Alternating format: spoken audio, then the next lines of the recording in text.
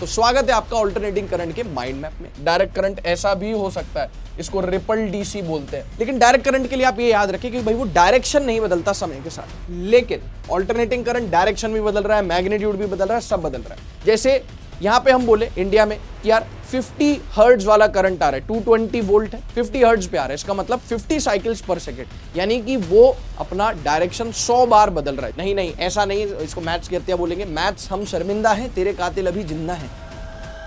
Hello hello प्यारे बच्चों, कैसे हैं सब? स्वागत करता हूं आपका अपना सिद्धार्थ शर्मा अल्टरनेटिंग करंट के माइंड मैप में। जी हां, तो इसको शॉर्ट में हम एसी भी बोलते हैं। अभी तक हम सारे जो भी सर्किट्स पढ़े, जो भी करंट वगैरह पढ़ा, वो था बेटा डायरेक्ट करंट, यानी ऐसा करंट जो समय के साथ अपना डायरेक्शन नहीं बदलता है। जी हां, समय के साथ अपना डायरेक्शन नहीं बदलता है, लेकिन अब वो सारे जो है हिसाब किताब चेंज होने वाले अल्टरनेटिंग करंट में, क्योंकि ये अपना डायरेक्शन, मैग्नीट्यूड सब कुछ बदलने वाला है। तो स्वागत है आपका अल्टरनेटिंग करंट के माइंड मैप में।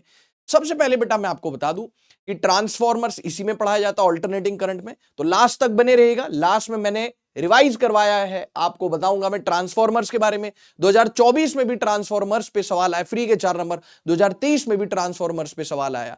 अपार्ट फ्रॉम ट्रांसफॉर्मर्स, जो नॉर्मल सवाल होते हैं अल्टरनेटिंग करंट के, वो भी 2023 में आया, 2024 में भी आया। यानी 2023 में 2 सवाल एसी से, 2024 में 2 सवाल। तो ये कोई बहुत बड़ा चैप्टर नहीं है, और फिर भी मतलब ऑन एन एवरेज देखो आप 2 सवाल 2023 और 24 में पूछ लिए। बहुत ईजी, आ जाओ शुरू करते हैं। ठीक है, शुरुआत करते हैं। और जो सवाल पूछे ना 23 और 24 में, वो ऐसे थे कि किसी ने इसको बहुत बहुत ज्यादा, मतलब उस हाई लेवल पे भी नहीं पढ़ा होगा ना, तो भी भाई बेसिक बेसिक से सवाल थे एकदम। समझ में आ पा रही बात? 2023 और 24 में। चलो, अल्टरनेटिंग करंट, जिसको हम शॉर्ट में एसी बोलते हैं, उसका क्या मतलब है? सीधी बात, नो बकवास। डायरेक्ट करंट अपना डायरेक्शन नहीं बदलता समय के साथ, और यूजुअली ऐसे बोला जाता है। देखो मैं आपको बताऊं, इसको पढ़ाने से पहले मैं आपको बता दूं कि यार जो हमने डीसी यानी डायरेक्ट करंट पढ़ा था, हम यूजुअली उसको ऐसे बनाते थे। कैसे? टाइम के साथ अगर हम देखें डायरेक्ट करंट, अगर मैं बना रहा हूं, कौन सा करंट बना रहा हूं बेटा? डीसी यानी डायरेक्ट करंट। तो हम ऐसा बोलते थे कि यार वो इस तरीके से कुछ प्लॉट हो जाएगा, डायरेक्ट करंट, है ना? तो बच्चों को क्या लगता है कि यार डायरेक्ट करंट मतलब मैग्नीट्यूड फिक्स है। डायरेक्ट करंट का मतलब जरूरी नहीं कि मैग्नीट्यूड फिक्स है, इसका मैग्नीट्यूड बदल सकता है, लेकिन डायरेक्शन फिक्स होना चाहिए। यानी अगर वो पॉजिटिव डायरेक्शन में फ्लो कर रहा है तो पॉजिटिव डायरेक्शन में ही फ्लो करे। हाँ, 99.99% केसेस में हम डायरेक्ट करंट यही मानते हैं। नहीं तो डायरेक्ट करंट ऐसा भी हो सकता है ना साहब? डायरेक्ट करंट ऐसा भी हो सकता है, इसको रिपल डीसी बोलते हैं। वहां पे देखेंगे सेमीकंडक्टर में उसको रिपल डीसी बोलते हैं। रिपल मतलब ऐसे रिपल्स टाइप बन रही है ना, ये भी एक प्रकार का डीसी, मैग्नीट्यूड चेंज कर रहा है लेकिन डायरेक्शन नहीं बदल रहा, क्योंकि हमेशा पॉजिटिव है। डायरेक्शन बदलने का मतलब होता है पॉजिटिव से नेगेटिव, नेगेटिव से पॉजिटिव। तो खैर इसको अपन देखेंगे सेमीकंडक्टर्स में, रेक्टिफायर वगैरह में। अभी के लिए आप मान के चले कि डायरेक्ट करंट है, लेकिन डायरेक्ट करंट के लिए आप ये याद रखें कि भाई वो डायरेक्शन नहीं बदलता समय के साथ, लेकिन अल्टरनेटिंग करंट डायरेक्शन भी बदल रहा है, मैग्नीट्यूड भी बदल रहा है, सब बदल रहा है। If the direction of current, देखो यहां पे भी डायरेक्शन की ही बात की गई, लेकिन मैं आपको बता दूं साहब कि मैग्नीट्यूड भी बदलेगा। ठीक है, if the direction of current, क्योंकि जाहिर सी बात है कि पॉजिटिव से नेगेटिव और नेगेटिव से पॉजिटिव में जाने के लिए मैग्नीट्यूड तो बदलना ही पड़ेगा ना। If the direction of current changes alternately, alternately मतलब पॉजिटिव से नेगेटिव, नेगेटिव से positive, the current is called an alternating current. और डायरेक्ट करंट जो अपना डायरेक्शन ना बदले। अब यहां पे सबसे इंपॉर्टेंट चीज है बेटा, 2 टर्मिनोलॉजीज है किससे रिलेटेड? ऑल्टरनेटिंग करंट से related. Average and RMS value. RMS हम ऑलरेडी कहां पे देख चुके हैं? आरएमएस का मतलब होता है रूट मीन स्क्वायर। ये हम ऑलरेडी कहां देखे थे आप बताओ? मॉलिक्यूल्स वॉलिक्यूल्स केटीजी वगैरह पढ़ा था ना, 11th वाला पोर्शन, वहां है ना। तो एवरेज और आरएमएस इस पे चर्चा करेंगे, लेकिन उससे पहले यहां पे आप देखो, इफ द करंट और voltage is sinusoidal then it can be expressed as. यहां पे जो करंट और वोल्टेज या सोर्स होगा, है ना, जो ईएमएफ होगा, वो कैसा होगा? अच्छा, करंट कब ऑल्टरनेटिंग होगा? जब साहब सोर्स ऑल्टरनेटिंग होगा। तो सोर्स मान लो गया V बराबर V naught sine omega t plus 5, तो करंट हो गया I बराबर I naught sine omega t plus 5। I naught है पीक करंट और करंट का एम्पलीट्यूड, V नॉट है पीक वोल्टेज या वोल्टेज का एम्पलीट्यूड। ओमेगा अपने को बताइए 2 पाई बाय टी होता है या 2 पाई एफ होता है। एंगुलर फ्रीक्वेंसी, एफ हो गया सिंपल फ्रीक्वेंसी, टी हो गया टाइम पीरियड, इसको बोलते हैं टोटल फेज, और टी बराबर 0 हो जाए 5 को बोलते हैं इनिशियल फेज। ये सारे खेल हम पहले खेल चुके हैं। एफ हो गया फ्रीक्वेंसी, हर्ट्ज या साइकिल पर सेकंड। जैसे यहां पे हम बोले इंडिया में कि यार 50 हर्ट्ज वाला करंट आ रहा है, 220 वोल्ट है। आगे अपन पढ़ेंगे 220 वोल्ट क्या होता है। 50 हर्ट्ज पे आ रहा है, इसका मतलब 50 साइकिल्स पर सेकंड, यानी कि वो अपना डायरेक्शन 100 बार बदल रहा है। जैसे जितनी फ्रीक्वेंसी है ना, जैसे 50 हर्ट्ज है, इसका मतलब हो गया 50 साइकिल्स पर सेकंड, 50 साइकिल्स पर सेकंड। और एक एक साइकिल में वो 2 बार डायरेक्शन बदलता है, प्लस से माइनस, माइनस से प्लस। तो 50 हर्ट्ज का मतलब हो गया 100 टाइम्स वो अपना डायरेक्शन बदल रहा है एक सेकंड में। एक सेकंड में 100 टाइम्स अपना डायरेक्शन बदल रहा है कौन? 50 हर्ट्ज का करंट। ये आपको ऑलरेडी क्लास में बतला दिया होगा, ठीक है। ये हो गया जनरल ग्राफ। देखें अगर मान लो लेट सपोज आई बराबर I not sine omega t, तो यहाँ पे तो बेसिकली साइन वाला ही ग्राफ है, ठीक है। ओके साहब, है ना, साइन वाला ग्राफ हो गया इस तरीके से। ये पीक वैल्यू हो गई आई नॉट पॉजिटिव डायरेक्शन में, minus I naught negative direction में। आई बराबर I naught cos omega T, I बराबर I naught cos omega T, cos का ग्राफ कुछ इस तरह से होने वाला है, plus I naught minus I naught, ये हो गया, ठीक है। ये हो गया टाइम पीरियड टी, हो गया T by 2, T by 4, T by 2, 3 T by 4 T, इस तरीके से। और for measuring AC hot wire instruments are used. अच्छा देखो यहाँ पे एक बहुत इंपॉर्टेंट सी चीज लिखी हुई, यहाँ पे बहुत इंपॉर्टेंट सी चीज लिखी हुई, क्या लिखा है? एसी को मेजर करने के लिए, यानी ऑल्टरनेटिंग करंट। अच्छा, अब हम ऐसे नहीं बोलेंगे एसी एंड एवी, यानी alternating current and alternating voltage. Alternating जो भी हम उसको एसी बोल देंगे, चाहे वो वोल्टेज हो चाहे वो करंट हो, शॉर्ट में एसी बोल देंगे। तो चाहे आपको ऑल्टरनेटिंग करंट नापना हो या ऑल्टरनेटिंग वोल्टेज नापना हो, अभी तक हम क्या करते थे? करंट इलेक्ट्रिसिटी में आपको याद होगा, वही गैल्वेनोमीटर से शंट रेजिस्टेंस जोड़ दिया, गैल्वेनोमीटर को एमीटर में कन्वर्ट कर दिया या वोल्टमीटर में कन्वर्ट कर दिया, उससे डायरेक्ट करंट नाप लिया। वो जो डायरेक्ट करंट हम नापते थे, हम डायरेक्ट करंट नापते थे, पहले जो गैल्वेनोमीटर था ना, उसको कन्वर्ट कर दिया एमीटर और वोल्ट मीटर में, किसमें? करंट इलेक्ट्रिसिटी में। बेटा वो डायरेक्ट करंट नापता है, यानी वो एवरेज वैल्यू नापता है। कैसी वैल्यू नापता है? Average value. वहां का यानी डायरेक्ट करंट का गैल्वेनोमीटर या यूं कह लो एमीटर और वोल्ट मीटर हम यहां पे यूज नहीं कर सकते। क्यों? क्योंकि वो फ्लक्चुएट नहीं करता था। ये क्या करता है? ये फ्लक्चुएट करता है, इसलिए वो यहां पे काम नहीं करेगा। डायरेक्ट करंट वाला एमीटर और वोल्ट मीटर यहां काम नहीं करेगा। क्यों? क्योंकि वो एवरेज मेजर करता था। ये सारी चीजें मैंने आगे लिखी हुई है। यहां पे हॉट वायर इंस्ट्रूमेंट, हॉट वायर का मतलब it is not actually hot, but hot वायर इंस्ट्रूमेंट का मतलब हुआ कि ये करंट के, वो करंट पे डिपेंड करता था, करंट के स्क्वायर पे डिपेंड करता है, आरएमएस वैल्यू पे डिपेंड करता है। आगे अपन देखेंगे, लेकिन आपको पता होना चाहिए, और मैंने आगे लिखा भी है क्या, कि डायरेक्ट करंट के जो वोल्ट मीटर और एमीटर होते हैं वो हम यहाँ पे यूज नहीं कर सकते। यहाँ पे हॉट वायर इंस्ट्रूमेंट यूज होते हैं। वहां पे जो रीडिंग होती थी वो करंट के डायरेक्टली प्रोपोर्शनल होती थी, यहाँ पे जो रीडिंग आएगी वो करंट के स्क्वायर के प्रोपोर्शनल होगी। ये वाला स्लाइड आप देख लीजिए और फिर चलते आगे। कोशिश की है मैंने सारे पॉइंट्स कवर करने की बेस्ड ऑन लेटेस्ट सिलेबस, ठीक है साहब, है ना। और ट्रांसफॉर्मर्स मैंने बताई दिया आपको कि हमने कहां देखना है, इसके लास्ट में देखना है, क्योंकि ट्रांसफॉर्मर सिर्फ और सिर्फ ऑल्टरनेटिंग करंट के लिए ही होता है। अच्छा, डीसी सोर्स पता है आपको कैसा होता है? ये होता है डीसी सोर्स, जो अभी तक नहीं बनाते थे प्लस माइनस। ये कैसा सोर्स होता है बेटा? DC source. ऐसे बनाते ना, 5 वोल्टेज, मतलब वोल्टेज लिख देते हैं यहाँ पे, ये डीसी सोर्स होता है। एसी सोर्स कैसा दिखाई देता है? एसी सोर्स कुछ ऐसा दिखाई देता है, दिखाई देता है यानी कि सॉरी, सिंबल, सिंबल दिखाई देता है, आई मीन टू से सिंबल। ये एसी सोर्स है, ये सिंबल है डीसी सोर्स का, और ये सिंबल है एसी सोर्स का। ये पता होना चाहिए, ठीक है बेटा। ओके, चलते हैं आगे। अब यहां पे क्या लिखा हो देखो, average value for AC for one time period.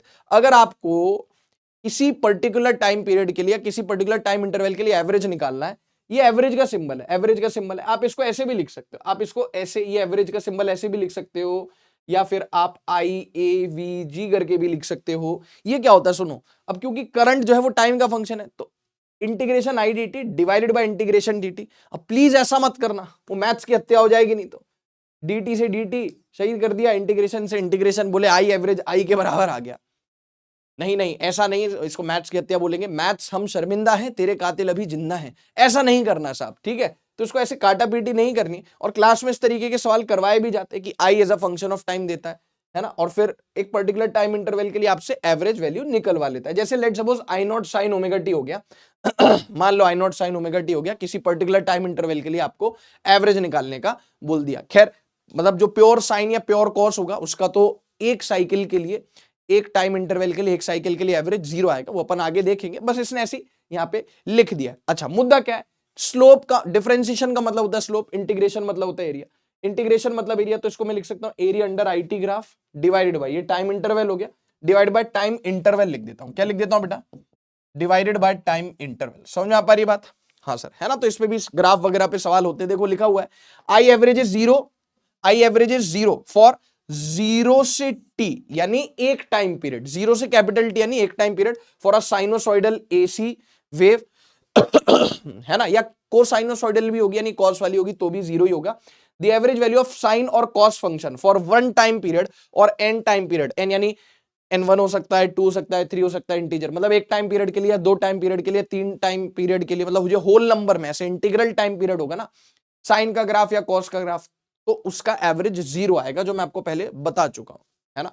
तो इसीलिए हम क्या करते हैं, यहाँ पे हाफ साइकिल का एवरेज निकालते हैं, हाफ साइकिल का एवरेज निकालते हैं, फुल साइकिल का नहीं निकालते, क्योंकि फुल साइकिल के लिए 0 होता है। इसको आप देख ले अच्छे से एकदम, सारे पॉइंट्स में, जैसा मैं कह रहा हूं कि सारे पॉइंट्स हम यहाँ पे एक एक करके रिवाइज करते जाएंगे, ठीक है। लेट्स मूव अहेड, आगे चलते, बहुत ध्यान से सुनना, आगे चलते हैं। अच्छा, यहां पे मैंने लिखा हुआ एवरेज वैल्यू, इसके बाद आरएमएस। तो पहले एक बार ये देख लेते हैं, ये नीचे लिख दिया मैंने गलती से। एवरेज वैल्यू ऑफ एसी यानी alternating current is defined for positive और नेगेटिव हाफ साइकिल। व्हाई सो?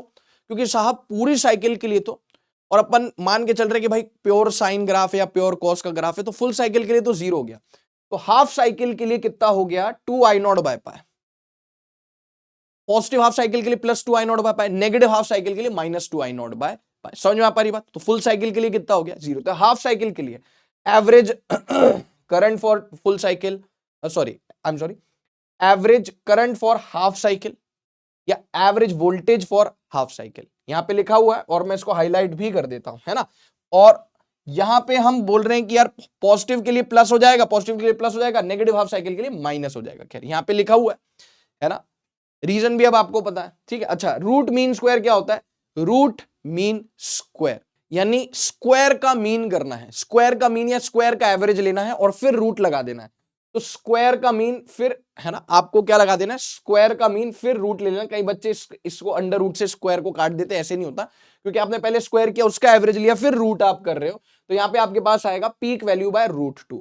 तो IRMS is peak value by √2। ये भी किसके लिए बेटा? ये भी प्योर साइन या प्योर ग्राफ, प्योर साइन या प्योर कॉस वाले वेरिएशन के लिए है ये रिलेशन। IRMS बराबर I0/√2। तो VRMS हो गया V0/√2। और कुछ भी मेंशन नहीं है तो अपन ये मानेंगे कि भाई जो वेरिएशन है करंट का है, वोल्टेज का, वो प्योर साइनोसॉइडल है या प्योर कोसाइनोसॉइडल है, ठीक है। ये डन हो गया। अब डायरेक्ट जो सवाल बनते हैं ना साहब, ठीक है आपने थ्योरी पढ़ ली, लेकिन आपको कुछ की पॉइंट पता होने चाहिए, और पेपर में सवाल पूछ चुका है, पूछता रहता है क्या, जैसे I बराबर A sin ω/t+5 उसने बोल दिया, ये वेरिएशन है करंट, ऑब्वियसली टाइम के साथ वेरी कर रहा है, साइनोसॉइडल फंक्शन है। तो हम यहाँ पे बोलेंगे I0 यानी पीक वैल्यू करंट की कितनी होगी, A। RMS कितनी होगी, पीक बाय √2 यानी A/√2। लेकिन अगर आपको कुछ इस प्रकार का वेरिएशन दे दिया, A sin ω/t + B cos ω/t, तो सबसे पहले तो सुना, जैसे SHM में नहीं किया था, एक SHM के साथ दूसरा SHM, तो रिजल्टेंट भी SHM होता है, उनके एंगुलर फ्रीक्वेंसी सेम थे। वैसे I0 कितना हो गया, √A² + B²। यहाँ पे कॉस हो, यहाँ पे साइन हो, मतलब फेज डिफरेंस π/2 का हो, ठीक है। IRMS क्या हो गया यहाँ पे, √A² + B²/2। ये 2 जो है वो रूट के अंदर है, प्लीज, नहीं तो पेपर में ऑप्शन में दे दिया √A² + B² डिवाइडेड बाय 2, नहीं, यहाँ पे 2 इसके अंदर है। इस तरीके का सवाल आ सकता है, इस तरीके का सवाल आ सकता है, और एक इस तरीके का सवाल आ सकता है। I बराबर some constant plus A + B sin ω/t, तो पीक वैल्यू हो गई A + B। पीक वैल्यू कितनी होगी बेटे, A + B हो गई। और IRMS कितना हो गया, √A² + B²/2। ये यहां पे तो पूरे में डिवाइडेड बाय 2 है, और यहाँ पे B² के नीचे डिवीजन में 2 है। इसको याद रख लें, डायरेक्ट आपके काम आ जाएगा। खूब सारे सवाल इस पे क्लास में ऑलरेडी करवाए गए होंगे, की पॉइंट आप प्लीज याद रखें। और हम चलते हैं आगे, ठीक है। चलिए, तो अब बात करते हैं, यहां पे देखो, average heat produce during a cycle of AC। अगर आपसे एवरेज हीट प्रोड्यूस्ड पूछेगा पेपर में, तो आप क्या करोगे, अभी तक I²R करते थे ना, तो अब आप करोगे I² RMS × R। जी हाँ, RMS, अगर आपसे ऑल्टरनेटिंग करंट के लिए हीट प्रोड्यूस पूछा जाएगा, तो आप यहां पे I²R में RMS करंट लोगे, IRMS का स्क्वायर बाय IRMS हो गया I0, समझ गए, I0/√2, तो उसका स्क्वायर हो गया I0²/2। की पॉइंट्स कुछ है, देख लेते हैं क्या क्या की पॉइंट्स है। एक सेकेंड, ये वाला पेन ले लेते हैं, ठीक है।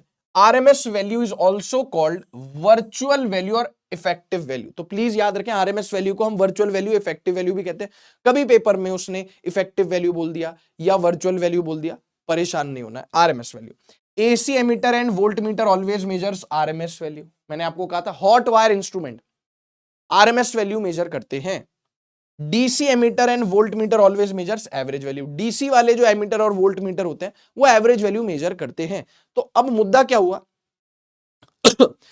सॉरी, कि आप डीसी वाले एमीटर और वोल्ट मीटर जो एवरेज मेजर करते हैं उससे एसी मेजर करोगे तो एसी तो फ्लक्चुएट कर रहा है, फुल साइकिल के लिए जीरो, एवरेज वैल्यू जीरो आ गई तो मेजर ही नहीं करेगा, ऐसे ऐसे होके रह जाएगी उसकी सुई। समझ में आ पा रही बात? ऐसे ऐसे होके रह जाएगी उसकी सुई, क्यों? क्योंकि तो एवरेज मेजर करता है। और ऑल्टरनेटिंग करंट के लिए फिर आप एवरेज निकालोगे फुल साइकिल के लिए, एक साइकिल के लिए, तो कितना हो गया? जीरो। तो इसीलिए पेपर में पूछे can direct current, can DC voltmeter and ammeter be used for measuring AC? No.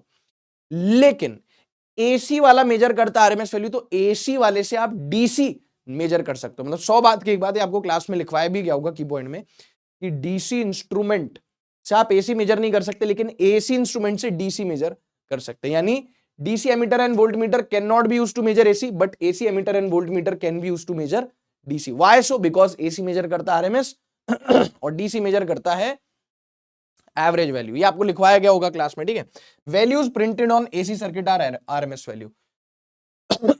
बिना किसी शक के, बिना किसी सेकंड थॉट के आपको क्या करना है, जब भी आपको कोई वैल्यू दे रखी करंट की और आपको एसी सोर्स दिख रहा है, करंट की वैल्यू दे रखी है, कोई वोल्टेज की वैल्यू आपको दे रखी है, बिना किसी सेकंड थॉट के आपको वो वैल्यू लपक के एकदम कैसी ले लेनी है? आरएमएस वैल्यू ले लेनी है। Values printed on AC circuits are RMS values. Please इसको याद रखें। In houses AC is supplied at 220 volt which is the RMS of voltage. तो जो हम बोलते हैं ना 220 वोल्ट की जो सप्लाई आ रही है, बेटा वो 220 वोल्ट ना पीक नहीं, वो आरएमएस वैल्यू है, वो आरएमएस वैल्यू। और हम यूजुअली जब ऑल्टरनेटिंग करंट पढ़ते हैं और इसकी बातचीत करते हैं तो हम यूजुअली ना आरएमएस के टर्म्स में बातचीत करते हैं। अच्छा, पीक वैल्यू कितनी होगी? Peak value I RMS is I naught by √2, तो I naught is √2 into I RMS, 220 into √2 is 311 volt, ठीक है। Frequency in general is 50 hertz. जो इंडिया में हम बात करें 50 हर्ट्ज यानी 50 साइकिल पर सेकंड, एक साइकिल में 2 बार डायरेक्शन बदल रहा है, तो 50 हर्ट्ज यानी it is changing its direction 100 times पर सेकंड। अगर फ्रीक्वेंसी 50 हर्ट्ज है तो, जो कि अपन इंडिया की बात करें, ओमेगा बराबर 2NF है ना, यानी कि एक सेकंड यहां पे आ जाएगा 2πf में लिख देता हूं, एक सेकंड अभी ठीक करके देता हूं। ये हो गया आपके पास 2πf है ना, ओमेगा हो गया 2πf, फ्रीक्वेंसी होगी 50, तो एंगुलर फ्रीक्वेंसी कितनी होगी? 2π इंटू 50 यानी 100 पाई रेडियन पर सेकंड। वैल्यू देखेंगे, पाई की वैल्यू पुट करेंगे तो 314 आ जाएगी। इसको देख लीजिए, ये सारे पॉइंट्स यहां पे मैंने मेंशन कर दिए हैं। चलें साहब आगे, आगे चलते हैं।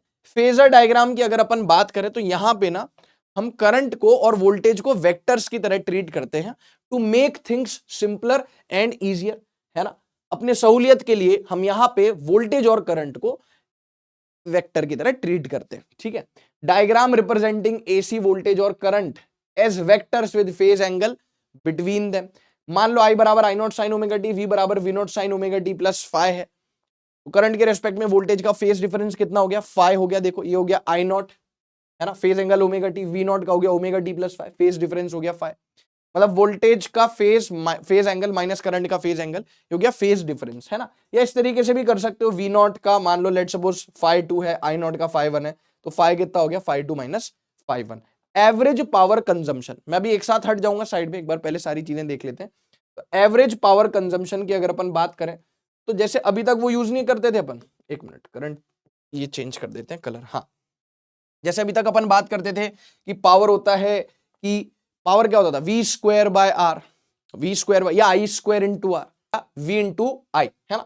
तो यहां पे जो होता है एसी के लिए, वो तो अपन डीसी में पढ़ते थे, एसी के लिए क्या होता है? Average power is V RMS I RMS into cos phi, जहां पे फाई हो गया phase difference. For cos phi, मान लो फाई अगर 0 डिग्री हो गया यानी फेज डिफरेंस 0 हो गया, या कॉस फाई फिर कितना हो गया? 1 हो गया, तो हम बोलेंगे एवरेज पावर कंज्यूम्ड हो गया V RMS into I RMS। तो आप इसको काफी ज्यादा तवज्जो दीजिए, यानी इसको बहुत इंपॉर्टेंस दीजिए, ये काफी बार पेपर में पूछ लेता है और इस पे न्यूमेरिकल भी पूछ सकता है, ठीक है। चलेंगे आगे।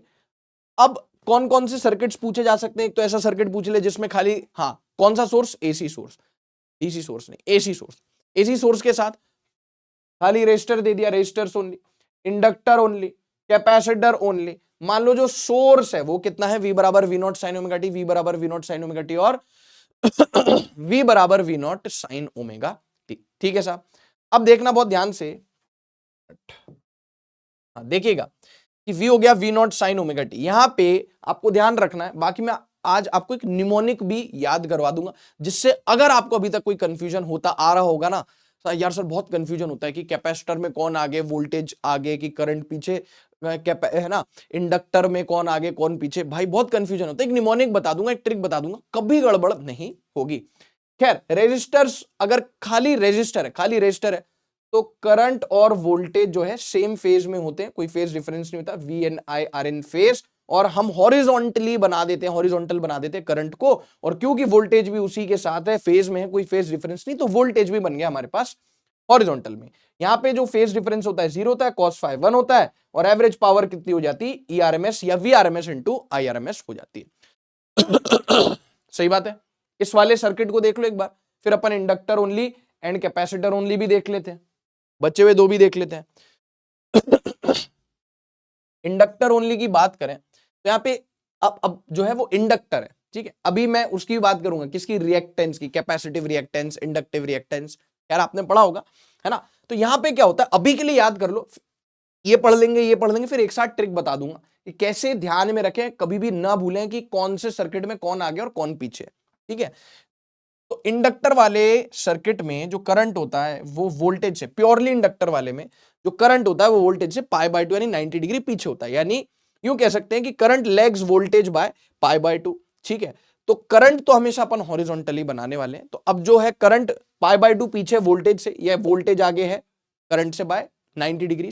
अच्छा, V बराबर V naught sine omega T. Capacitive, खाली ओनली कैपेसिटर है, तो करंट जो है वो वोल्टेज से π/2 अहेड होगा, 90 डिग्री आगे होगा। Current leads to the voltage by π/2, current हमेशा हॉरिजॉन्टल। अब क्योंकि करंट वोल्टेज से π/2 आ गया तो वोल्टेज को आपको नीचे बनाना पड़ेगा। समझ में आ पा रही बात? हाँ सर, ये देख लीजिए एक बार, और आगे स्लाइड्स हैं इसी के कंपैरिजन में। ठीक है बेटा? हाँ सर। अच्छा, काम क्यों ना करें, अब जब क्योंकि अपन ने तीनों सर्किट की बात कर ही ली है, यहां पे अपन इस कंपैरिजन पे वापस लौटेंगे, लेकिन मैं वो ट्रिक बता दूं आपको, बहुत बढ़िया सी ट्रिक है, निमोनिक है, याद रखेंगे। एली दी आइसमैन, एली नाम भी होता है ना विदेश वगैरह में, एली, ठीक है। तो एली दी आइसमैन, अब ये क्या सीन है, देखो, एक निमोनिक जैसा एली द आइसमैन, इसमें जोर डालें इस पे, एली पे और आइस पे, ये कैपिटल्स में लिखा है, समझें।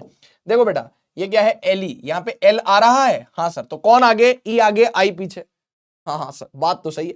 एली दी आइसमैन, ध्यान दे, गौर फरमा इधर, एली द आइसमैन, तो एली पर ध्यान दे, तो बीच में एल आ रहा है, यानी जब इंडक्टर होता है सर्किट में तो ई आगे होता है, आई पीछे होता है, और खाली इंडक्टर है तो ई कितने से आगे, ई आगे करंट से बाय 90 डिग्री। आइस पे ध्यान दे, गौर फरमा, आइस, सी यानी कैपेसिटर, सी यानी कैपेसिटर, सिर्फ कैपेसिटर है, देखो कौन आगे, करंट आगे, वोल्टेज पीछे, ई यानी वही वोल्टेज पीछे है ना, ईएमएफ या वोल्टेज पीछे, तो करंट आगे, वोल्टेज पीछे, करंट कितने से आगे, 90 डिग्री से आगे है।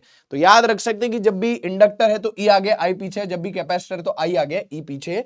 एली द आइसमैन, ये ट्रिक आप ध्यान में रख सकते हैं, कभी भूलेंगे नहीं, है ना, कभी भूलेंगे नहीं, ठीक है। समझ में आ पा रही बात? दिल वगैरह बना देते हैं भाई, बढ़िया, को याद रखें, आपके पास ऑलरेडी कोई ट्रिक थी तो वेरी नाइस, बाकी मैंने अपनी तरफ से आपको ये बता दी, एली द आइसमैन, है ना। अच्छा, जब सिर्फ इंडक्टर होगा तो ई जो है आई से 90 डिग्री अहेड होगा, या आई जो है ई से 90 डिग्री पीछे होगा। जब सिर्फ कैपेसिटर होगा तो आई जो है ई से 90 डिग्री आगे होगा, या ई जो है आई से 90 डिग्री पीछे होगा। लेकिन जब एल के साथ कोई और भी आ जाएगा, मान लो रेजिस्टर भी आ गया साथ में, तो ई होगा आई से आगे बट नॉट बाय 90 डिग्री, 0 से 90 फेज डिफरेंस होगा, आप जानते होंगे।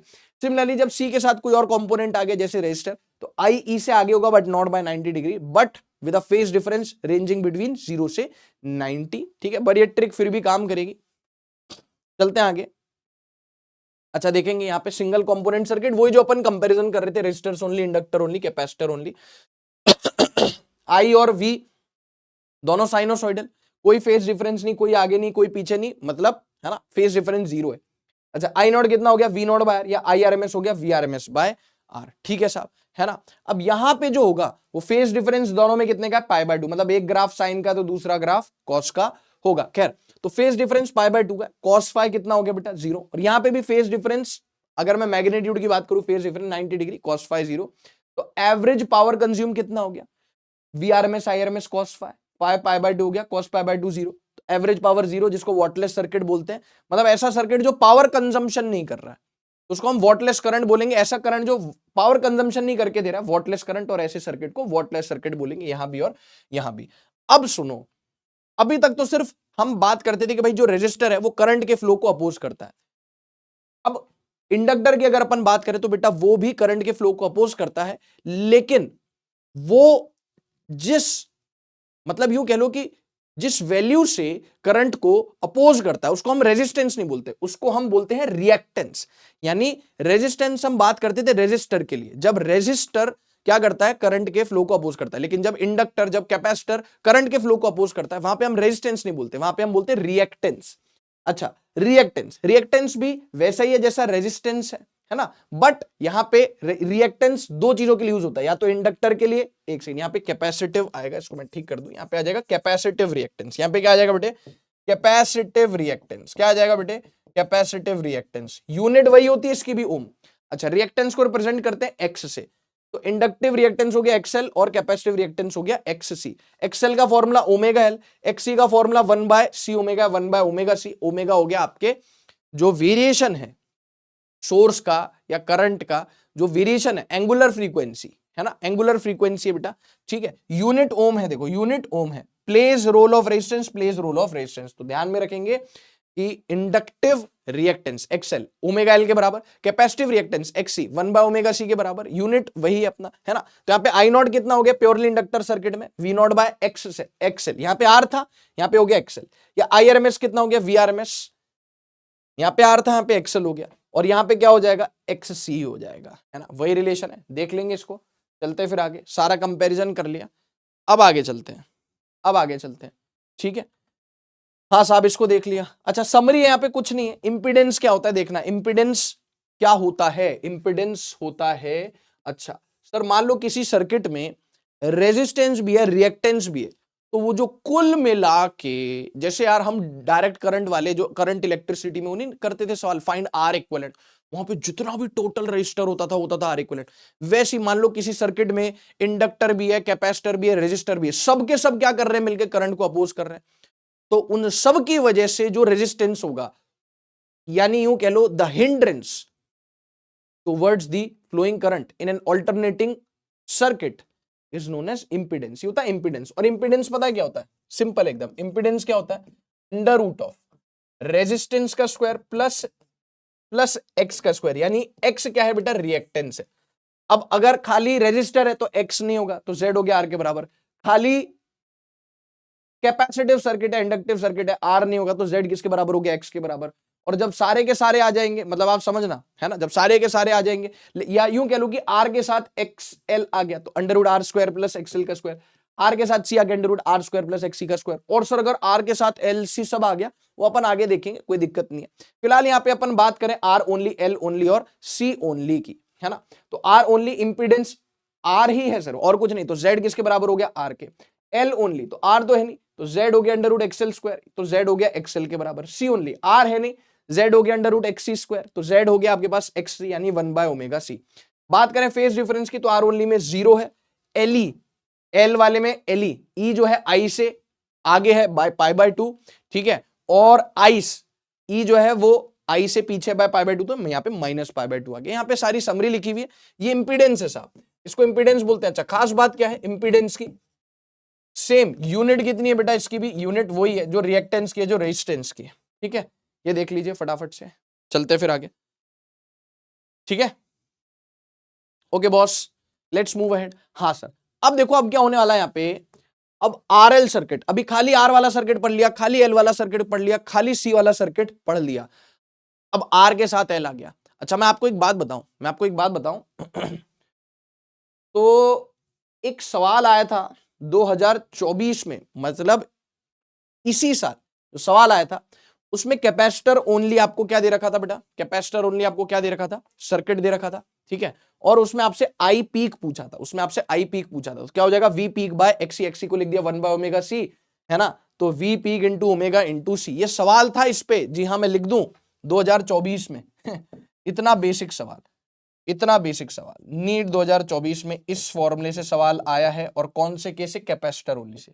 अब आप सोचो, और सिर्फ उसमें कैलकुलेशन है थोड़ी सी, मतलब 1-2 मिनट लगेंगे उसको सॉल्व करने में, है ना। ठीक है, तो नीट 2024 में इस पे सवाल पूछा गया था बेटे।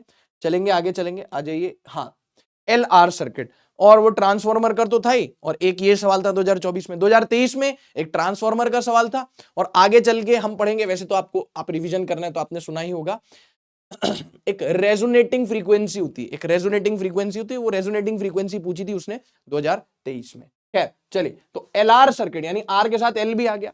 अब अभी तो क्या था, सारी की सारी बूंदी यही लूट के ले जा रहा था जब प्योरली R था, या प्योरली L था तो सारी की सारी बूंदी बूंदी यानी कि जो वोल्टेज था, जब प्योरली R था तो सारी की सारी बूंदी यानी कि सारे का सारा वोल्टेज यही ले जा रहा था, या प्योरली L था तो सारा का सारा वोल्टेज यही ले जा रहा था। लेकिन अब विभाजन हो जाएगा, यानी डिस्ट्रीब्यूशन हो जाएगा, यहाँ पे थोड़ा सा वोल्टेज ये लेगा, थोड़ा सा वोल्टेज ये लेगा। अब क्योंकि सोर्स भी टाइम के साथ वेरी कर रहा है, तो इसके अक्रॉस जो वोल्टेज होगा वो भी टाइम के साथ वेरी करेगा, इसके अक्रॉस जो वोल्टेज होगा वो भी टाइम के साथ वेरी करेगा।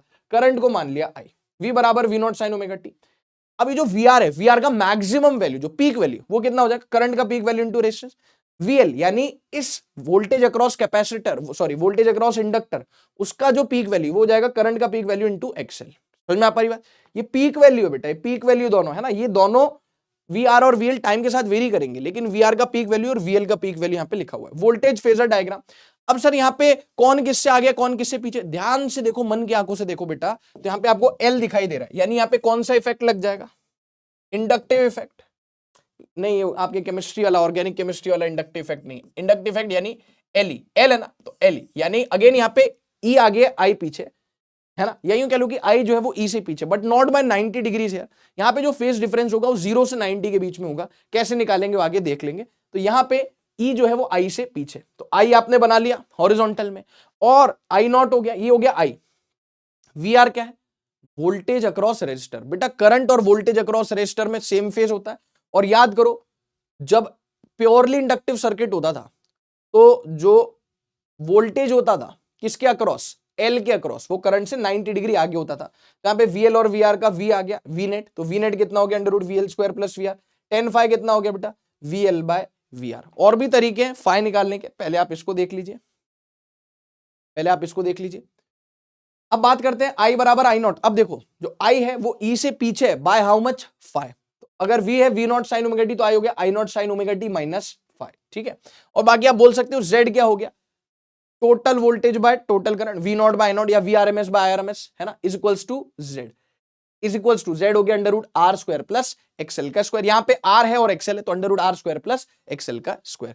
इंपीडेंस फेजर की अगर अपन बात करें, Z हो गया अपने पास under root R square plus XL का स्क्वायर हो जाएगा ना, किसका स्क्वायर हो जाएगा बेटा, ये हो जाएगा XL का स्क्वायर। समझ में आ रही बात। ये देखो ना, जैसे वो नहीं होता था V बराबर IR, R is V by, वैसे जो Z है वो आप बोल सकते हो peak value of voltage by peak value of current, या फिर RMS value of voltage by RMS value of current is Z। इसको आप याद रखें, यहाँ पे हर एक चीज जो इस स्लाइड पे लिखी वो खरा सोना है, हर एक पॉइंट आपको पता होना चाहिए।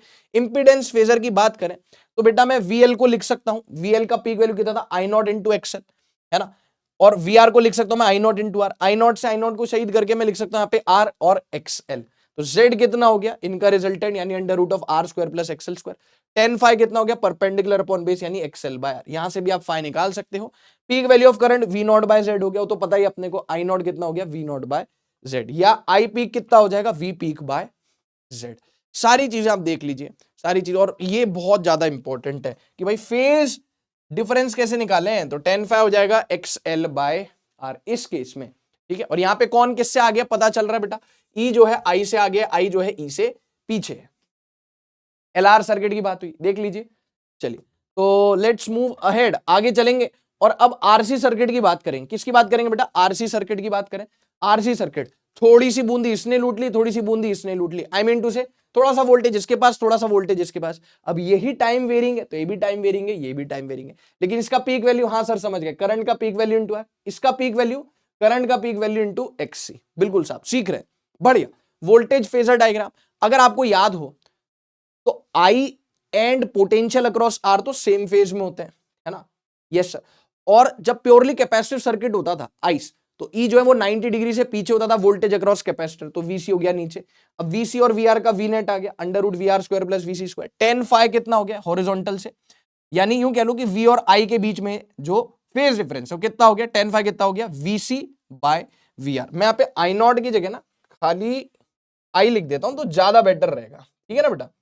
खाली क्या लिख देता हूं, आई लिख देता हूं, वो ज्यादा बेटर होगा। और यहाँ पे भी आई नॉट हटा देता हूं, अब सही है, ठीक है।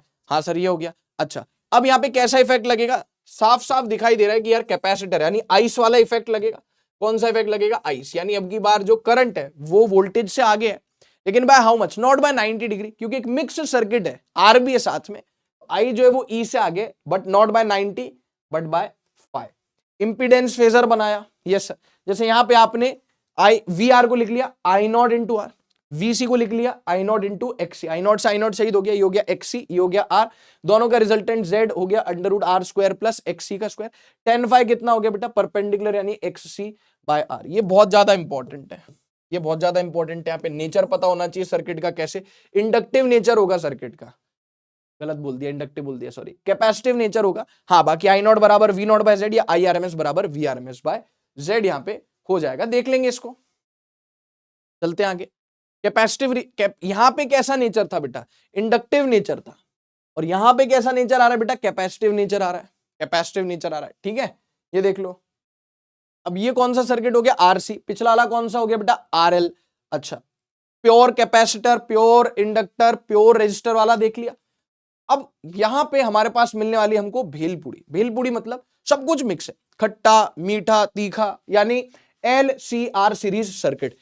रेजिस्टर के साथ इंडक्टर भी है, कैपेसिटर भी है। ये आपको क्लास में बताया गया होगा कि कैसे फिगर आउट करना है कि यहां पे तो सर, अच्छा जब खाली सी था आर के साथ तो आप बोल रहे थे कैपेसिटिव, जब खाली एल था रेजिस्टर के साथ तो आप बोल रहे थे इंडक्टिव। अब दोनों हो गए तो कैसे पता चलेगा, सब पता चल जाएगा, क्लास में बताया होगा, मैं भी बता दूंगा।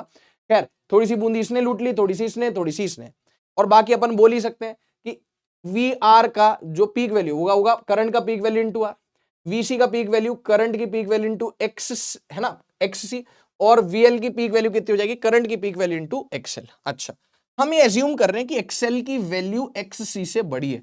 अच्छा और यही की पॉइंट छुपा हुआ है क्या, कि एक्सएल की वैल्यू एक्ससी से, आपको ना रिएक्टेंस चेक करना पड़ेगा। अगर एक्सएल का वैल्यू एक्सी से बड़ा होगा, एक्सएल का वैल्यू एक्सी से बड़ा है, मतलब एल का पलड़ा जो है भारी है, जिसकी लाठी उसकी भैंस, यानी इंडक्टिव नेचर होगा। कैसा, इंडक्टिव नेचर। अच्छा एक्स एल का वैल्यू एक्सी से कम हो गया, एक्सी का पलड़ा भारी है, तो कैपेसिटिव नेचर होगा।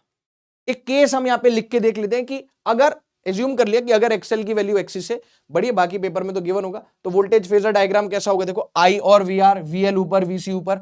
अब एक्सएल ग्रेटर देन एक्सी तो वीएल ग्रेटर देन वीसी होगा, तो ये बड़ा ये छोटा, तो बड़ा माइनस छोटा वीएल माइनस वीसी। तो वी नेट कितना हो गया बेटा, वी नेट हो गया हमारे पास, यहाँ पे वी नेट हो गया हमारे पास, इसको लिख देंगे वी नेट, है ना, खाली वी लिख दो मतलब वो वी नेट ही है। तो वी नेट कितना हो गया, under root VL minus VC का स्क्वायर प्लस वीआर का स्क्वायर। आई जो है, अब यहाँ पे क्योंकि एक्सएल की वैल्यू एक्ससी से बड़ी है, तो हम यहाँ पे बोल देंगे एक्सएल का पलड़ा भारी है, एल का पलड़ा भारी है, तो कैसा इफेक्ट आ गया, कैसा इफेक्ट आ गया, एल इफेक्ट। अच्छा सर अगर एक्ससी का वैल्यू एक्सएल से बड़ा होगा तो कैसा इफेक्ट आ जाएगा, मैं यहाँ पे लिख भी देता हूं। अगर एक्सएल का वैल्यू एक्ससी से ज्यादा है तो एल का पलड़ा भारी यानी एल इफेक्ट आएगा, यानी ई आगे होगा ए पीछे होगा। अगर एक्सएल का वैल्यू एक्ससी से छोटा हो जाएगा यानी एक्सी का पलड़ा भारी, तो कैपेसिटिव इफेक्ट आएगा आइस। और अगर एक्सएल और एक्स आर बराबर हो जाएंगे तो मजे ही आ जाएंगे, उसको बोलते हैं रेजोनेंस की कंडीशन, है ना, और वो अपन आगे पढ़ने वाले रेजोनेंस की कंडीशन। खैर अभी हमने एक ये देख लिया कि एक्सएल की वैल्यू एक्सी से ज्यादा है ना, तो एक्सएल की वैल्यू एक्सी से ज्यादा है तो एल इफेक्ट लग जाएगा, यानी करंट जो है वो पीछे होगा, नॉट बाय 90 बट बाय 5। 5 कैसे निकाले, इंपीडेंस ट्रायंगल, वही जैसे वीएल माइनस वीसी, यहाँ पे एक्सएल माइनस एक्सी आ गया, ये हो गया आर तो हॉरिजॉन्टल पे रहेगा, जेड कितना हो गया under root R square plus XL minus XC का होल स्क्वायर। ये हमने देखा भी था, मैंने आपको बोला भी था कि प्योरली रेजिस्टिव होगा तो क्या होगा, प्योरली इंडक्टिव होगा या प्योरली कैपेसिटिव होगा तो क्या होगा, एल और आर साथ में आएंगे तो क्या होगा, आर और सी साथ में आएंगे तो क्या होगा। अब एलसीआर साथ में आएंगे तो इंपीडेंस कुछ ऐसा होगा, 10 हो गया परपेंडिकुलर अपॉन बेस, यानी XL minus XC by R. ये बहुत ज्यादा इंपॉर्टेंट है ना। तो सारी बारीकियां मैंने आपके साथ डिस्कस कर ली हैं, सारे पॉइंट्स कवर करने की कोशिश की गई है, देख लीजिए बेटा, डन है, ठीक है। बाकी आपको क्लास में बता रखा होगा कि यार एक्सएल लेस देन एक्सी, जैसे एक्सएल लेस देन एक्सी हो जाएगा तो क्या हो जाएगा, जैसे यहाँ पे एल इफेक्ट आया, एक्सएल लेस देन एक्सी होगा तो आईस इफेक्ट आ जाएगा, यानी करंट आगे हो जाएगा वोल्टेज से, आईस में यानी प्लस आ जाएगा अगर एक्सी की वैल्यू एक्सएल से बड़ी होगी तो। देख लीजिए बेटा इसको, ठीक है। चले आगे, आगे चलते हैं, अब बात करते हैं रेजोनेंस की। रेजोनेंस का मतलब क्या होता है साहब? रेजोनेंस का मतलब क्या होता है, देखो बहुत ध्यान से सुनना, एक मिनट, इधर अपन बात करते हैं रेजोनेंस में। रेजोनेंस में क्या होता है, या चलो छोड़ो कोई बात नहीं, एक ही बात है, कोई सी भी स्लाइड डिस्कस कर लो। Resonance in LCR circuit. Resonance कब आता है? सबसे पहले तो सुनो, जब XL XR के बराबर हो जाए, दैट इज जो है VL और VR क्या हो जाए, बराबर हो जाए, है ना। तो आप तो ऐसे जहन में रख सकते हो, XL की वैल्यू XR से बराबर हो जाएगी इन सीरीज। तो अगर XL की वैल्यू XR के बराबर होगी तो Z कितना हो जाएगा बेटा? सर Z हो जाएगा हमारे पास, है ना, XL की वैल्यू XC अगर होगी तो Z जो है वो R के बराबर आ जाएगा। कैसे? सर Z होता है under root R square plus XL, या पढ़ चुके होंगे पहले, प्लस XL माइनस XC का स्क्वायर। XL और XC बराबर हो गया तो शहीद हो गए, तो Z किसके बराबर आ गया? R के बराबर आ गया। और ऐसे केस में Z मिनिमम होता है, Z मिनिमम होता है, जी हाँ, Z होता है मिनिमम। जब Z R के बराबर होता है तो हम बोलते हैं कैसी वैल्यू है Z की? मिनिमम वैल्यू है। करंट कैसा हो गया? मैक्सिमम हो गया।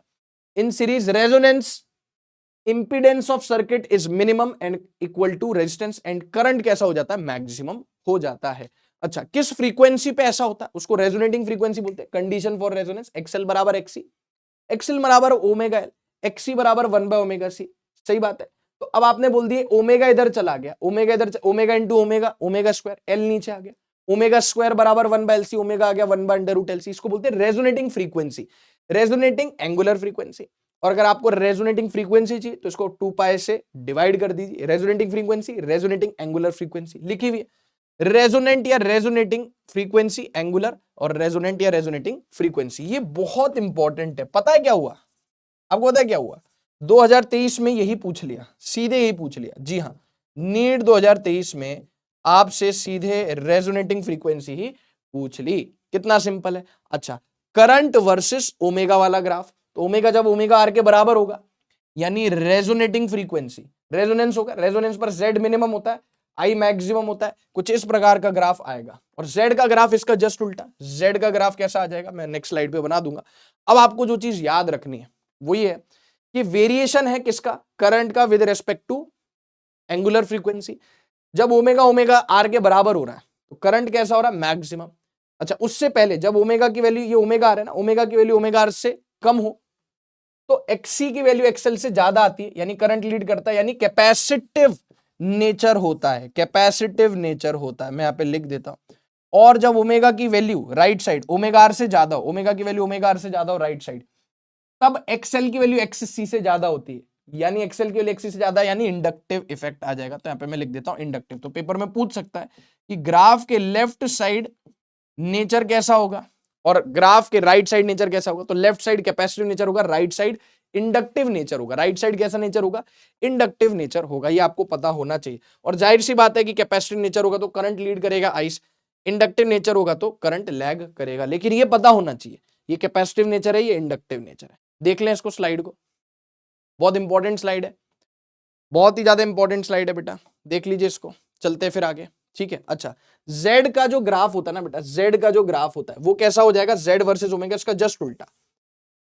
Z का जो ग्राफ हो जाएगा विद रेस्पेक्ट टू ओमेगा, पूछता नहीं है, बट करंट का कैसा था ऐसा, तो इसका जस्ट उल्टा हो जाएगा। क्यों?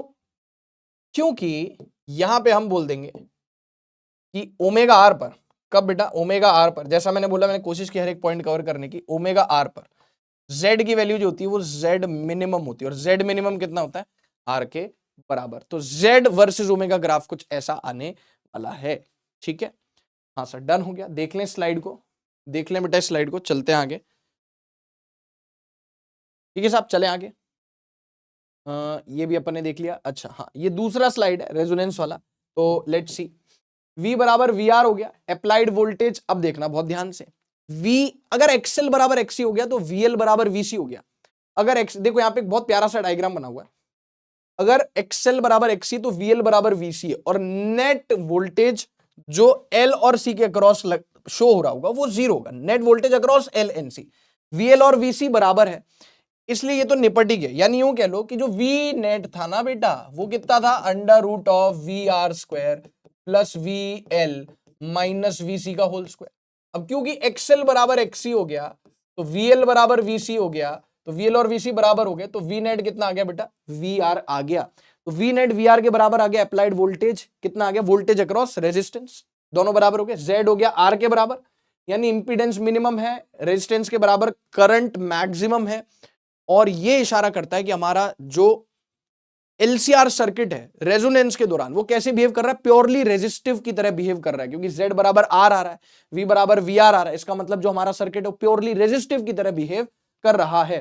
ध्यान से देखो, voltmeter connected across VL and VC will show the same reading, यानी ये वाला और ये वाला ये सेम रीडिंग दिखाएगा।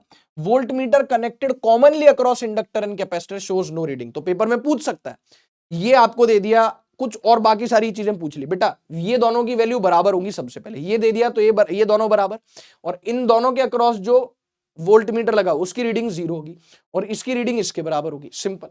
तो हेयर V 0 हो गया, ये वाली रीडिंग 0 होगी, VL बराबर VC होगी, और V नेट जो है VR के बराबर होगी। I max कितना हो गया, V नेट बाय Z या VR बाय R, क्योंकि Z R के बराबर है रेजोनेंस में। और सर्किट कैसे बिहेव कर रहा है, सर्किट विल बिहेव लाइक, यहां पे लिख देता हूं, circuit behaves like, circuit behaves like, कैसे बिहेव करेगा, behaves like purely resistive circuit. कैसा सर्किट, प्योरली रेजिस्टिव सर्किट, ठीक है बॉस, प्योरली रेजिस्टिव सर्किट, सीकेट यानी सर्किट। तो कैसे बिहेव करेगा, प्योरली रेजिस्टिव सर्किट की तरह। इस पे सवाल बन सकता है, न्यूमेरिकल बन सकता है, ठीक है। चलते अपन आगे, यहाँ पे क्वालिटी फैक्टर है, क्वालिटी फैक्टर रेजोनेंस कर्व का शार्पनेस रिप्रेजेंट करता है, represent sharpness of resonance curve, ठीक है, represent sharpness of resonance curve. इसका फॉर्मूला है resonating frequency angular frequency into L by R या 1 by omega R C R. Main जो इसका फॉर्मूला है ना बेटा, वो है कि 1 by R into root L by C, 1 by R into root L by C, ठीक है। अगर आप देखें तो रेजोनेंस अगर कम होगी तो क्यू फैक्टर, क्वालिटी फैक्टर या क्यू फैक्टर भी इसको बोलते हैं, क्वालिटी फैक्टर या क्यू फैक्टर, मेन इसका फॉर्मूला है। रेजोनेंस कम हुआ तो क्वालिटी फैक्टर क्यू बढ़ेगा और शार्पनेस बढ़ेगा किसका, रेजोनेटिंग कर्व का शार्पनेस बढ़ेगा। ये आई वर्सेस ओमेगा ग्राफ हम ऑलरेडी देख चुके हैं। तो देखो रेजिस्टेंस अगर कम हो रहा है, R3 से कम हो गया R2 तो शार्पनेस थोड़ा बढ़ गया, R2 से कम हो गया R1 तो शार्पनेस थोड़ा और बढ़ गया। तो इस तरीके का सवाल पूछा जा सकता है, ये पता होना चाहिए। Sharpness of resonance, sharpness Q is equals to, एक और फॉर्मूला है, angular frequency divide by 2 delta omega. Delta omega क्या होता है, 2 इंटू डेल्टा ओमेगा होता है बैंडविड्थ, 2 इंटू डेल्टा ओमेगा नहीं होता, डेल्टा ओमेगा होता है बैंडविड्थ। अभी बैंडविड्थ क्या है ये मैं नेक्स्ट स्लाइड में आपको बताने वाला हूं, अभी के लिए याद रख ले ये वाला फॉर्मूला। स्मॉलर डेल्टा ओमेगा तो शार्पर और नैरोअर दी रेजोनेंस, शार्पर मतलब ये ग्राफ शार्प हो जाएगा और ये ग्राफ नैरो हो जाएगा, है ना। तो ये आपको पता होना चाहिए, ये वाला फॉर्मूला मालूम होना चाहिए। डेल्टा ओमेगा हो गया बैंडविड्थ, मैं नेक्स्ट स्लाइड पे बताता हूं बैंडविड्थ क्या होता है, ठीक है। इसको देख लीजिए, जाना है बेटा, जाना है बेटा, हाँ सर। चलिए तो यहां पे अपन देखेंगे कि क्या लिखा हुआ है। देखो ये जो ग्राफ है, बहुत ध्यान से सुनना, ये जो ग्राफ है ये I वर्सेस F का है। एंगुलर फ्रीक्वेंसी की जगह फ्रीक्वेंसी का बना लिया, वैसे ही ग्राफ बनेगा। ये हो गया F बराबर एफ आर आई मैक्स। अब यहां पे ना दो पॉइंट्स होते हैं, half power points, half power points, दो पॉइंट्स हैं जहां पे जो पावर है वो मैक्सिमम पावर की आधी होगी। तो F1 और F2 को क्या बोलते हैं, ये हाफ पावर पॉइंट्स है। कौन से पावर पॉइंट है, हाफ पावर पॉइंट, जहां पे जो पावर है ना वो मैक्सिमम पावर की हाफ हो जाएगी। तो हम यूं कह सकते हैं कि जो करंट है यहाँ पे हाफ पावर पॉइंट पे, आपको क्लास में बताया गया होगा, जो करंट है हाफ पावर पॉइंट पे वो मैक्सिमम करंट का 1/√2 हो जाएगा। क्यों, power is directly proportional to I square, power half हो रही है तो करंट 1/√2 टाइम्स हो रहा है। तो एक फ्रीक्वेंसी F1 जिसपे मैक्सिमम करंट का 1/√2 मिल रहा है, एक फ्रीक्वेंसी F2 जिसपे मैक्सिमम करंट का 1/√2 टाइम्स मिल रहा है। ये हो गई, ये कौन सी फ्रीक्वेंसी होगी, रेजोनेटिंग फ्रीक्वेंसी या रेजोनेंट फ्रीक्वेंसी। F1 और F2 के बीच का जो गैप है that is known as bandwidth, delta F, 1/2 pi into R by L, 1/2 pi into R by L. अच्छा अभी 2 पाई उधर चला गया, 2 पाई डेल्टा एफ हो गया delta omega R by L. ये वही है जो पीछे आ रहा था ना डेल्टा ओमेगा, ये वही आर बाय एल। अच्छा F1 कितना हो गया बेटा, सर अगर ये पूरा, ये देखो सिमेट्रिक है, मतलब ये वैल्यू और ये वैल्यू बराबर, ये वैल्यू कितनी होगी delta F by 2, delta F by 2, ये वैल्यू कितनी होगी बेटा डेल्टा एफ बाय 2। तो F1 कितना हो गया, F R minus delta F by 2, और F2 कितना हो गया, F R plus delta F by 2। इसको देख लीजिए, ये पता होना चाहिए बैंडविड्थ का फॉर्मूला, ठीक है साहब, ठीक है साहब, ठीक है। चलते हैं आगे और अब बात करते हैं यहाँ पे पावर इन एसी सर्किट की। तो ये तो अपने को पता ही था, केस 1 प्योरली रेजिस्टिव सर्किट में हमने देख लिया, phi 0 है, cos phi 1 है। मैक्सिमम पावर डिसिपेशन कितना हो जाएगा यहाँ पे हमारे पास, मैक्सिमम पावर डिसिपेशन हो जाएगा VRMS into IRMS। Purely inductive purely capacitive में देख लिया, वॉटलेस सर्किट होता है, कोई पावर नहीं होती, no power is dissipated even though current is flowing in the circuit and that current is known as wattless current and that circuit is known as wattless circuit. ये तो अपन देख चुके already. Case 3 LCR series circuit, ये भी अपने को पता है कि यार मतलब जब फाई ना 0 है ना 90 है तो एवरेज पावर हो जाएगी VRMS IRMS into cos phi. Case 4 resonance की कंडीशन में, रेजोनेंस की कंडीशन में फिर से ये प्योरली रेजिस्टिव की तरह बिहेव करने लगेगा। प्योरली रेजिस्टिव में कितना आ रहा था, इतना ही तो आता था, I2R देखो ना, XL माइनस XC 0 हो गया, फाई 0 हो गया, cos फाई 1 हो गया, ZR हो गया, तो P कितना हो गया IRMS इंटू Z या I स्क्वायर इंटू Z या I स्क्वायर इंटू R। कैसे बिहेव कर रहा है, प्योरली रेजिस्टिव की तरह बिहेव कर रहा है। Maximum power is dissipated in a circuit at resonance, और यहां पे भी मैक्सिमम पावर डिसिपेटेड होती थी, तो ये दोनों केस एक जैसे काम कर रहे हैं। ठीक है, ठीक है साहब, चलते हैं आगे। अब लास्ट, जैसा मैंने बोला कि लास्ट में मैं ट्रांसफॉर्मर्स पढ़ाऊंगा, तो ट्रांसफॉर्मर्स में अच्छा सबसे पहले ओनली फॉर एसी, किसके लिए बेटा, ओनली फॉर एसी, और ये म्यूचुअल इंडक्शन पे काम करता है। ये प्राइमरी कॉइल है, ये सेकेंडरी कॉइल है। P मतलब प्राइमरी, S मतलब सेकेंडरी। ये इनपुट है, यहां पे ऑल्टरनेटिंग करंट है, ये चेंज होगा, इससे एसोसिएटेड फ्लक्स जो इसमें होगा, अगर ये चेंज होगा तो इससे एसोसिएटेड फ्लक्स, इसकी वजह से जो इसमें फ्लक्स है, अगर इसका करंट चेंज हुआ तो इससे एसोसिएटेड फ्लक्स चेंज होगा, इसमें EMF इंड्यूस होगा, और यहां पे हमको आउटपुट के रूप में कुछ वोल्टेज मिलेगा। ठीक है, तो primary winding, secondary winding, soft iron core के अक्रॉस हमने क्या कर दी होती, लपेट दी होती है। सॉफ्ट आयरन कोर क्यों यूज होता है, पेपर में पूछ चुका है, to avoid loss due to hysteresis, है ना, लेमिनेटेड सॉफ्ट आयरन कोर आगे लिखा हुआ है। डिवाइस विच रेजेस, इसकी जरूरत क्या आन पड़ी, इसकी जरूरत ये आ पड़ी कि हमें ट्रांसमिशन ऑफ इलेक्ट्रिसिटी, जहां पे बिजली बनती है, ऐसा नहीं ना कि भाई हमारे 2 गली छोड़ के बिजली बन रही है, नहीं भाई, कई 100 कई सैकड़ों कई हजारों किलोमीटर दूर बिजली बनती है, अलग अलग स्टेट्स में भी भेजी जाती है, इवन कंट्रीज में भी, अलग कंट्रीज में भी भेजी जाती है। जी हाँ, है ना, कंट्रीज में भी, मतलब ऐसा नहीं सारी कंट्रीज में, कुछ कुछ कंट्रीज आपस में इलेक्ट्रिसिटी का वो करती है ना, बिजनेस करती है।